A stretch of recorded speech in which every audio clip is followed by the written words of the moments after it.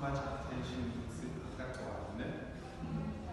What is important is for us to have a qualitative conversation so that we understand, we know what we're trying to do, and also the challenges that we are facing. And also generally we know that all of us, as we are, as a people, have a solution to our problems. And we can do that if we all put our hands and heads together and come to a common purpose.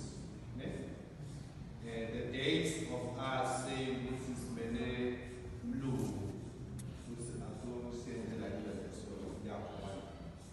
now we must stand up and do things ourselves.